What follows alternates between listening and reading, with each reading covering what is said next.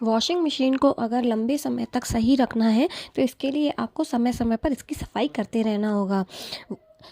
Fully automatic washing machine के नीचे नीचे एक फ़िल्टर लगा होता है, जिसकी क्लीनिंग करना बहुत ज़्यादा आसान होता है और इसकी सबसे ज़्यादा ज़रूरत होती है साफ़ सफाई की।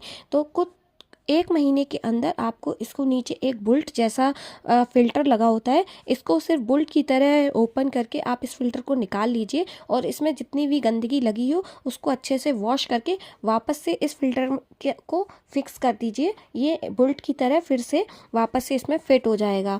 ऐसा करने से आपकी वॉशिंग मशीन काफ़ी लंबे समय तक सही रहेगी और इसमें कोई भी प्रॉब्लम नहीं आएगी।